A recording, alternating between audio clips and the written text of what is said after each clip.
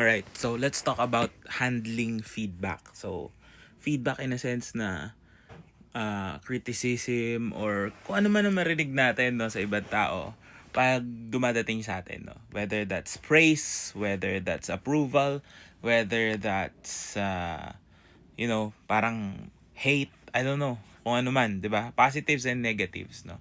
Ako, natutunan ko when I was in college was to, pasok mo lang daw sa kaliwa, labas sa kanan. Ganun lang palagi. Sabi ng mga prof ko, sabihin nila magaling ka, okay, tanggapin mo. Sabihin nilang pangit tugtog mo, okay, tanggapin mo lang din, ilabas mo sa kabila. Don't let it affect you. No? Kasi ikaw ang kakaalam kung ano yung ginagawa mong trabaho. Now, as I grew older, no, sabihin na natin a bit wiser kasi syempre tumagal naman din tayo. I realized na that is a good way of looking at it, but you could actually gain a lot from it, no? So aside from just, pakinggan mo lang at lumabas dito, why not get points within that, no? Sabihin nila pangit, try to understand bakit pangit. Kasi makakatulong yun sa'yo. All feedback, whether that's constructive, whether that's destructive, whether that's good or bad, could help you out. Yun ang tatandaan nyo. Don't take it personally. Unless personally kayo inatake, ibang usapan na yun. But anyway, when you take it objectively kasi, dun mo makikita na okay, bakit nila nasabing magaling ako? Ano daw yung dahilan? Bakit nila nasabing hindi maganda? Nung sinabi ba nilang wala ako sa tono, ano yung parts na yun? What can you identify? Kasi it's also a way of self-reflection, 'di ba? Kasi at the end of the day, as musicians, ang audience naman natin, no, we play for others, no, we don't just play for ourselves. Of course, we play for our soul, we play for ourselves, but the stage is to share what we know to others. So kung ano man yung sasabihin nila, it may be good or bad, know that there's value in that, no? Ikaw na lang yung maglalagay, no? But don't let it get over your head. Laging ikaw ang in control, no? Kung ano man ang sabihin nila sa'yo, take it and just understand bakit, saan sila nang gagaling, and what you can get out of it, no?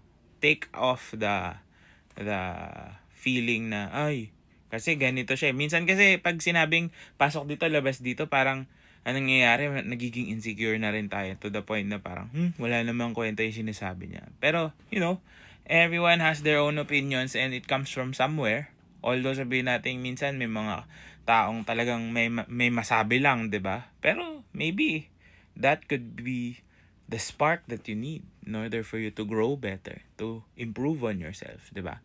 Kasi hindi natin masabi, 'di ba? Ako kung hindi ako nasabihan noon na pangit ng ginagawa ko, I wouldn't have changed, 'di ba? Minsan kasi masyado tayong caught up din na gusto natin good lang yung maririnig natin, 'di ba? We want all the praises. Pero sa totoo lang, for me, no, praises don't mean as much as criticisms na talagang sasabihin sa yung reality, no? Or walang sugar coating, no? Sabi nga nila, you can be kind, but sometimes harsh words are what you need in order for you to achieve what you want, to be successful and to grow. So, wag mo lang tatanggapin na yun na yung katapusan ng lahat pag nakarinig ka ng medyo masama, no? Just take it as it is, no? It's just words. Although they say words hurt, but you have the mind and the capacity to take it all in, to understand and to reflect.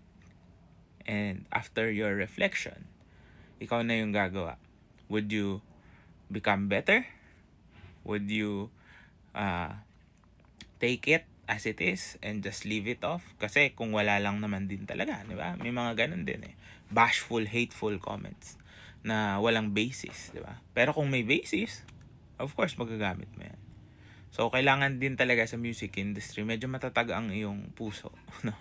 Medyo matatag ang sarili. Kasi pag hindi, it will eat you alive. Kasi kahit saan, no? Especially right now with the advent of everything that we're using, technology, internet, social media. Kahit sino pwedeng magsabi ng masasakit na salita. Pero kung paano natin tatanggapin, doon tayo magiging mas mabuti, mas magaling, na musician. Maybe in general, as a person, diba? It would help us be better. So, sana nakatulong to. Good luck sa inyo.